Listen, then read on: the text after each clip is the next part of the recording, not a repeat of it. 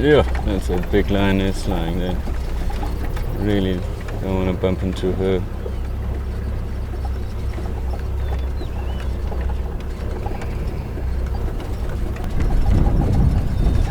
Massive lions. These females are really intimidating, and we have to share the showers with them at the moment.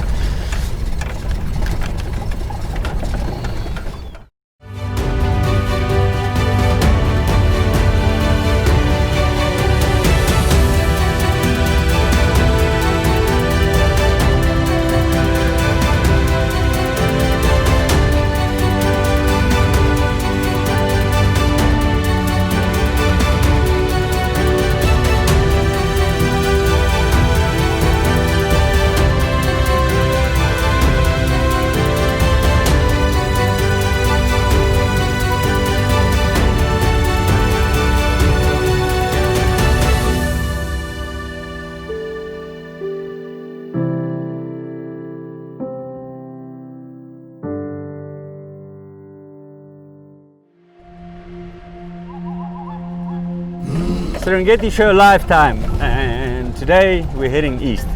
We're on our way to Gold Koppies. Our camp is at Nabi Hill at the moment, and we're going to look for some cheetah and the great wildebeest migration. Stunning day and beautiful vistas and landscapes in Ngorongoro, just south of us, and yeah, let's go see what we can find.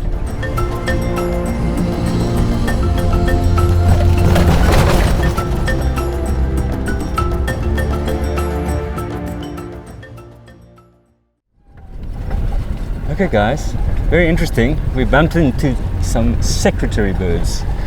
Now they are normally in pairs, and they have these long legs, and they eat snakes and lizards, so very handy to have around camp.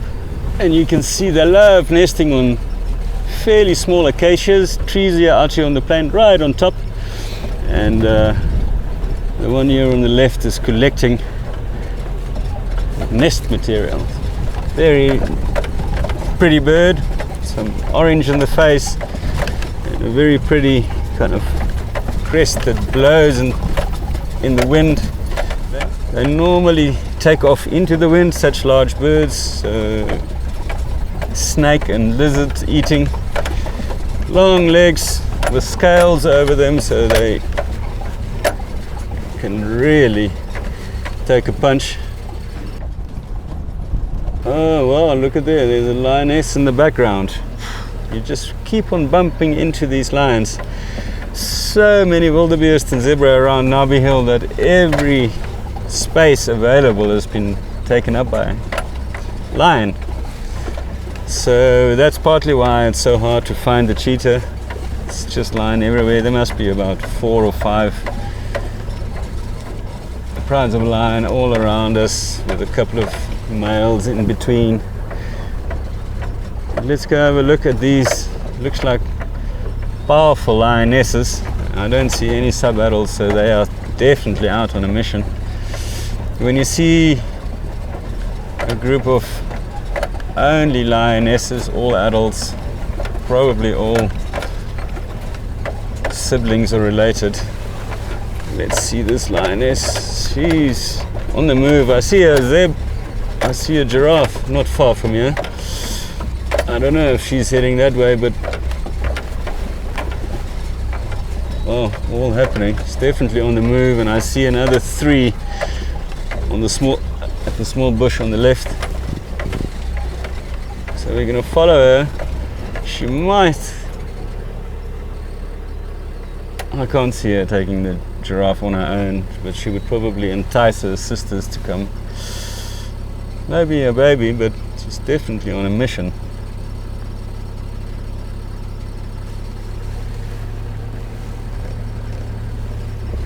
Her ears are flat, so she is trying to conceal herself a little bit. Steady pace, so there's no rash movement. But she's not in full kind of stalking mode yet. Keeping her head the same level as her shoulders, so she's trying not to break her silhouette. This seems to be a kind of safe distance. She's obviously not that used to vehicles, so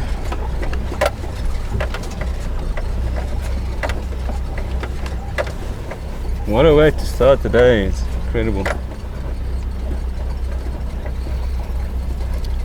Giraffe are such bad mothers in a way, you know, there's massive distance between the mom and the calf sometimes, and they're not the best communicators.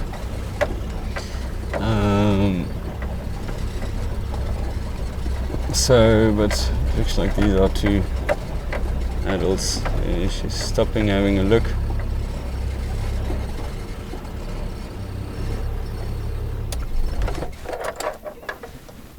Let's just have a look and see what she's up to.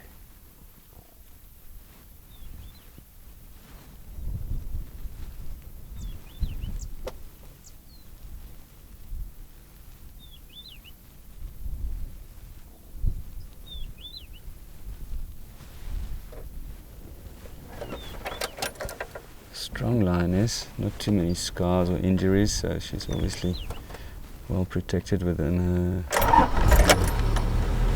sisterhood or pride structure, so very good looking.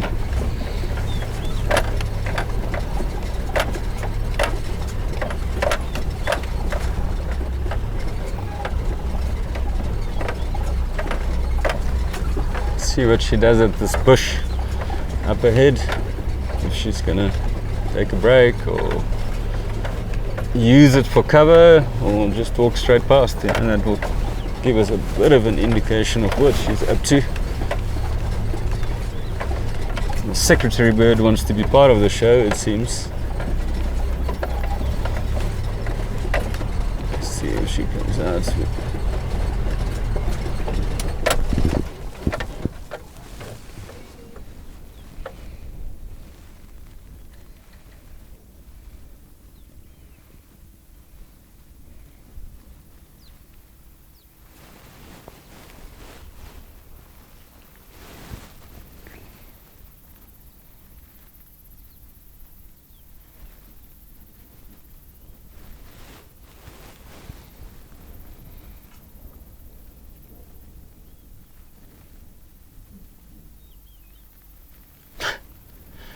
She gave the secretary bird a little bit of a growl there, so she's obviously not happy with the bird being close to her.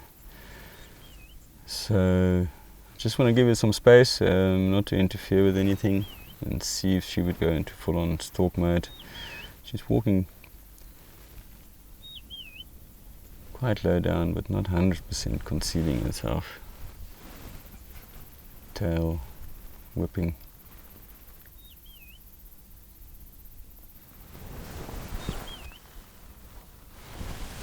One of the sisters would follow, or at the moment she's walking straight to our camp. That's where they've been living with us all this time. Now we know that there are 4 at least. 2 of them have cubs. And it looks like they came out hunting overnight, but they weren't successful, so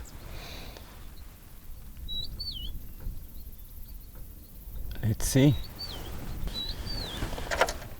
So she's walking straight towards those giraffe, but I can't see her taking on a giraffe on her own. It's just too much for her. Can't see her sisters following either, so I think she's just going from A to B. Maybe she has. It doesn't look like she's the one with cubs, so it's not like she's got to do some motherly duties. Not really stalking either, so I'm sure she must be hungry.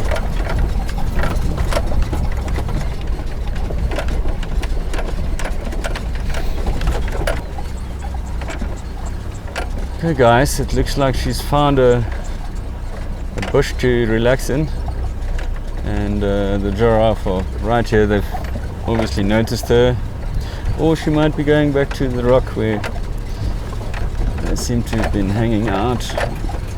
Let's see if she's getting out the other side or if she's settled. But we're going to go and have a look at those three anyway. How quickly they can disappear. You wouldn't think that there's a lion in this bush. We'll be walking, casual stroll, and just lions everywhere.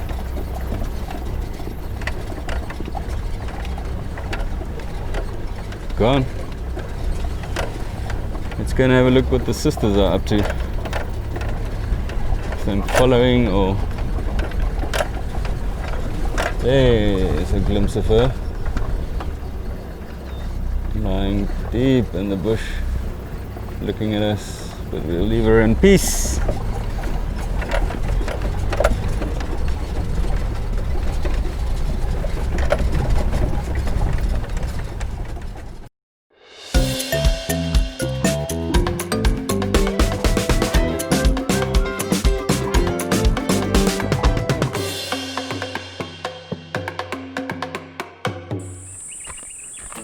How's it, guys? Camp life. Today we're going to show you how to work a high lift jack, one of the handiest things in the bush. And then while we're at it, we're just going to show you how to change a tire. Now a lot of people are scared of this thing, but a high lift jack is really handy to be able to lift your car up in really muddy conditions. You can't always get underneath your vehicle with a small jack to jack your car up, so in the bush you can't live without a high lift jack or a Simba jack. Yeah, Simba jack. So we are here to show you that you don't have to be scared of this thing. A lot of people do get injured, but it's quite a simple mechanism. It works on the principle of two pins. So the one pin carries the weight while the other pin moves and follows it, whether it goes up and down. So these two pins alternate and it goes through these holes either up or down. So this lever here, you select whether you want to jack something or lower something or lift something up. At the moment it's set on down. At the moment you can see both these pins are fairly out. So none of the pins are going into the hole, and the reason why we have it on that setting is so that you can just lift up the jack to the height that you require, and then we go from there. Alright, Zeba and I, we've been stuck a lot.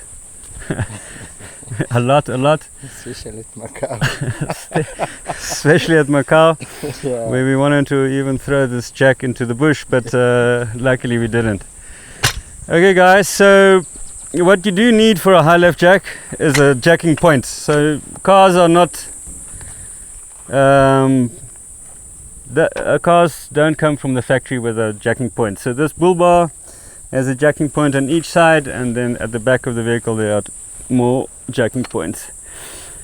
Very important that your high lift jack has to be on a solid base. If it's muddy, you can pack rocks. You can even jack off your spare tire or anything like that, but for now where we are at the moment, things seems to be okay.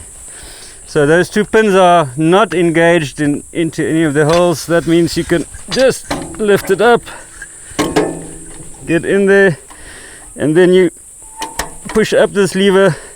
That'll engage one of the pins. So now we are pretty much ready to jack. When you change the tire, the vehicle has to be in gear so it doesn't run away from you. You can't always use the handbrake because the handbrake jams the brakes, so, but we've got some rocks at the tires. That's always handy. And if you really want to take any precaution, you put a spare wheel down, so if the car does fall down, it doesn't fall all the way to the ground when your tire is off, and it will fall onto your spare tire. Okay, so very important. You do need a little bit of power, but you will hear a click. There, you heard the click. The click is when the next pin is engaging, and then you take it all the way up and you make sure that the next one is there, and so you continue.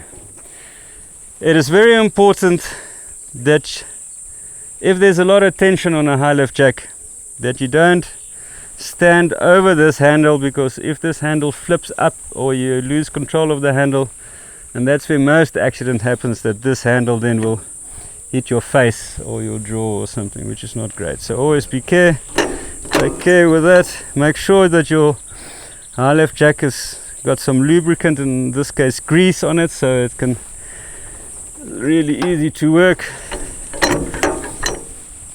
And you have to push it down until you hear the click, and up again.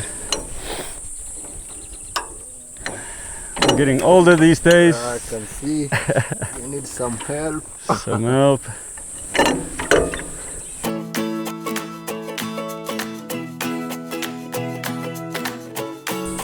Alright, so that tire is off the ground. This is now normally, especially if you are in a tricky situation where you can put a spare tire underneath, so either on the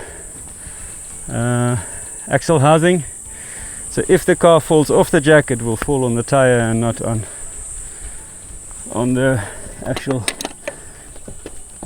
So we have to loosen them a bit before. So some funky things, you can either turn this, just let go of your foot, or you can turn the tire if you want to. Depends on what you feel like. So then you can take your tire off, check your brakes, things anyway. This is a Land Cruiser, so everything is fine. And then you can just put it back up again.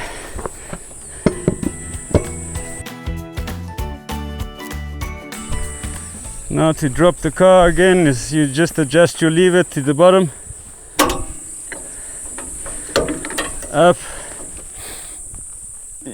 You bring your lever all the way down to take pressure off one of the pins. So the weight is on the bottom pin, so you just want to release the top one. Now the weight is on the top pin, and you'll see the bottom one move to the next hole. The weight is on the bottom pin, and the top one will follow again.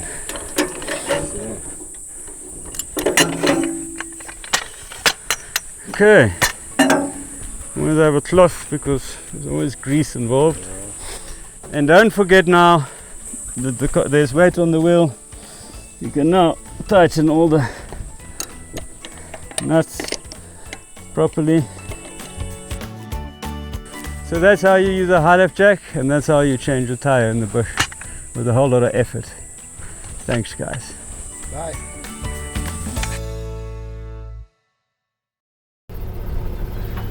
Okay guys, so we're back to the original sighting where these ladies have been relaxing behind the bush. Wow, the one in front of us is, you can see how much experience she has here out here on the plains, worn ears a bit, and not really fazed by anything. Sure, they are a formidable force.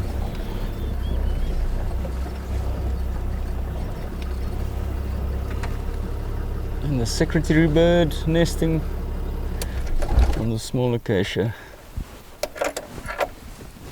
collecting nest material and nesting material at the moment.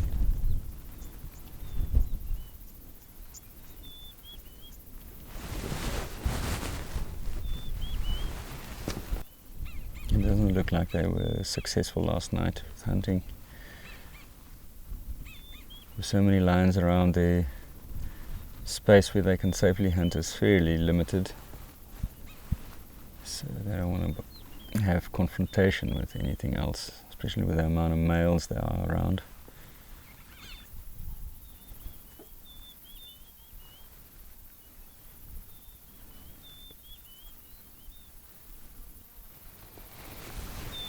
Okay, I'm going to just drive around them one more time so you can see the other two, and then we'll leave them here.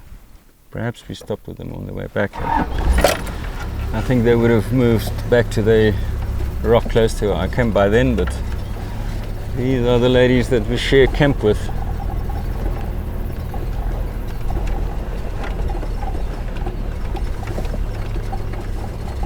Yeah, that's a big lioness lying there. Really don't want to bump into her.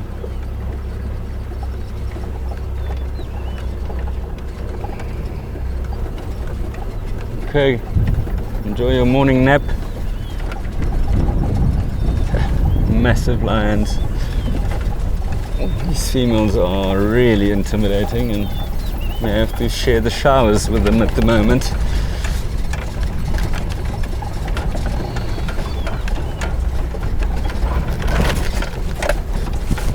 Okay, so hopefully we can find a little piece of the Serengeti where there are no lions and look for some cheetah.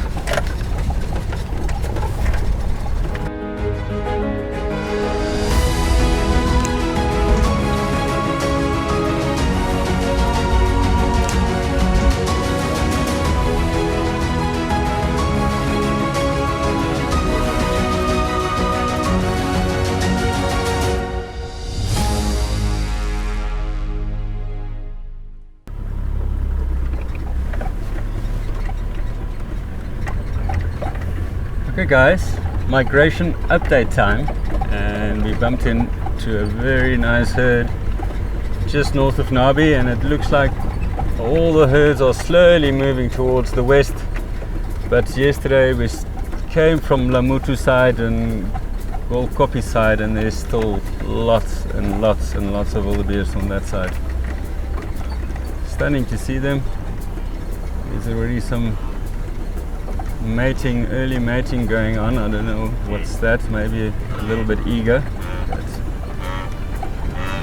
So these guys have been pinned down here for a while, so they might be pinned down by predators, or they're just very comfortable. Amazing to see.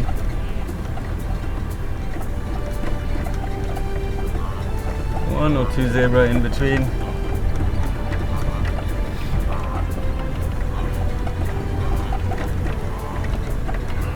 Just surrounded by wildebeest. Here on the left it's just packed and packed and packed. Maybe I'll get a shot with a 5D just of the horns.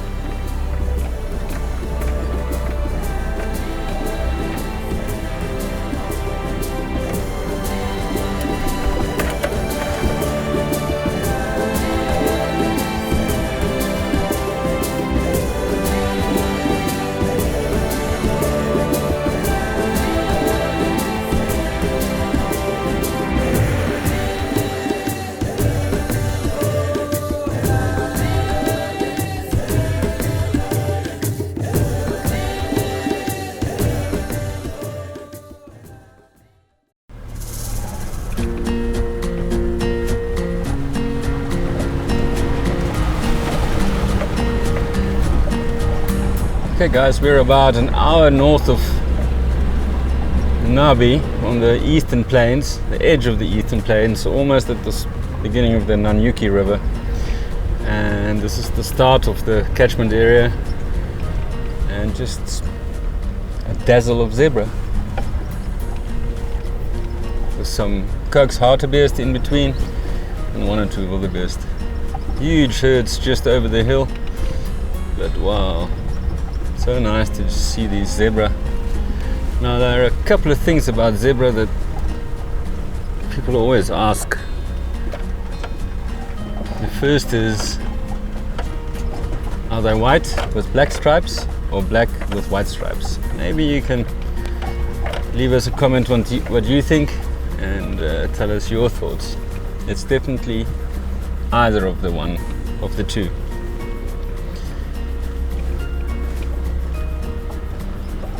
Zebra have lots of social behavior within these stallions and mares and little ones. There's a lot of conflict between the stallions, of course. They always seem to kind of try and bite each other at the base of the hooves or the ankles. Love taking dust baths rolling in the volcanic ash soil, where these guys are fairly groomed. Sometimes they lean with their heads on each other's backs, and there's a few theories about that. Protection, wind flow, resting, social bonding, probably all of those. And now you can see why it's a dazzle of zebra. There's a lot of discussion about why are they striped, why are they so... Here's one taking a roll in the dust.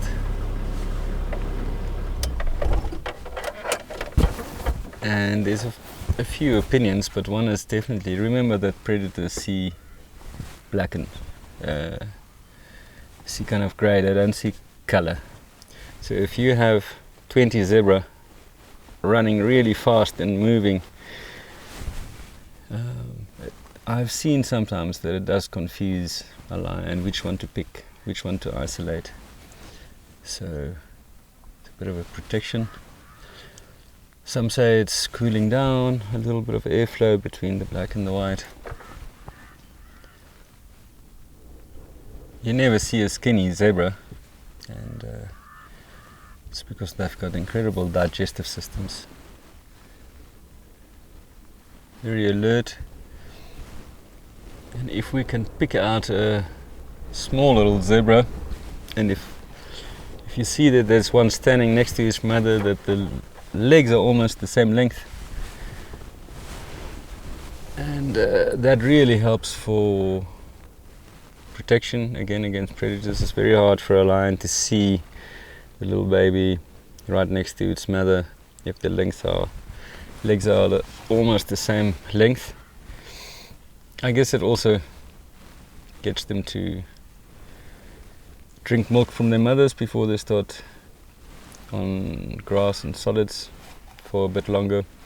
It's hard to reach the bottom if your legs are so long. It's a bit like horses. Have you seen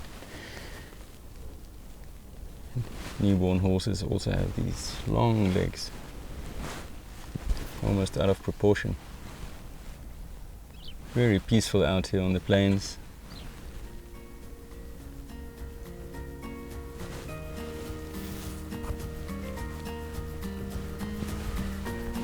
Okay guys, we're gonna go and look for those cheetah some more. Yeah, they're giving us a hard time.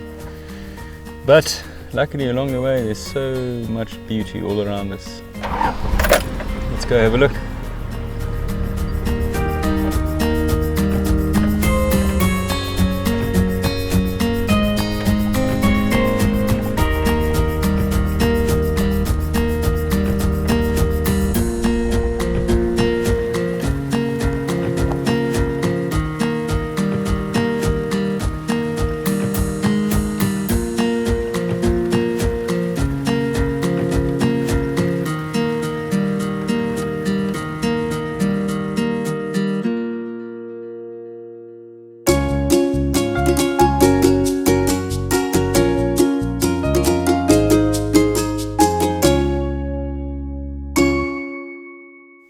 Hi there guys, welcome to Kids Corner. And if you look here next to me, you would wonder, what is this? It looks like a big pile of dirt. This is a termite mound, or what used to be a termite mound. I'm not so sure if it's still alive, but it looks pretty empty to me. So you get two types of termites, but thousands and thousands of species of termites. You get termites that eat wood. This is the termites that maybe would eat the wood in your house, and then you have to replace those. Or you get termites that harvest or gather grass, and they then take it down into the termite mound, and onto that grass grows fungi. So those termites eat the fungi, not the actual grass. That's why it's very important for the termites to control the temperature and the humidity inside the termite mound. That's why they have these pipes that they close up or open up depending on the pressure, atmospheric pressure, and the moisture in the air, whether there's rain coming or not, because that fungi will only grow if it's 28 to 30 degrees Celsius. So without termites, guys, the whole world will just have lots and lots of things piled onto it, and I'm not sure that we will still be here. So termites is a keystone species. Without termites, none of us will be here. A termite mound is also the start of a living space for many things. So in these holes there would be snakes, first of all, that come and sleep here and stay really nice and warm. After that, it would be warthog, or a big hole will be formed by an aardvark that eat termites. So a termite mound is very important for the ecosystem. At the end, after it's been lived in by many animals, because it's very fertile soil that's been dragged into the termite mound, animals will come and graze the nice grass around the termite mound, and then eventually it will become a wallow. That's where things roll in the mud, and it makes a little depression, an elephant come and roll and things like that. Can you believe it? All of that in a termite mound.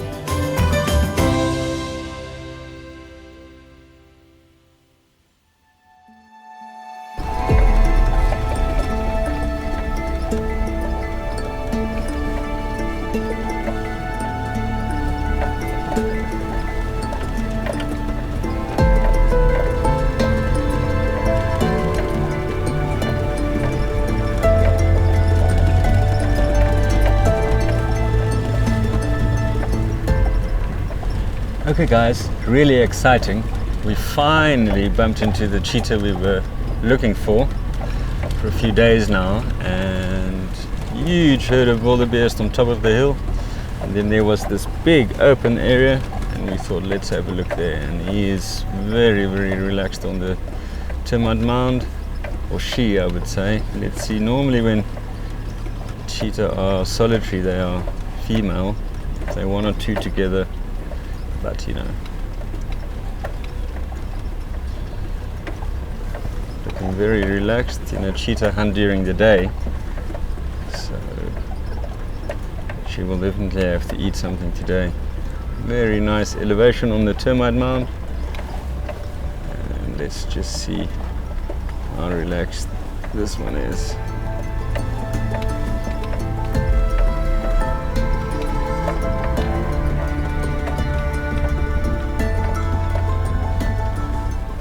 Very pretty spots, different from leopard spots. Leopard is more like a kiss.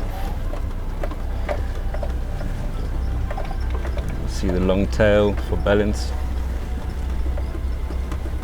and very long ankle for more drive. That's very pretty.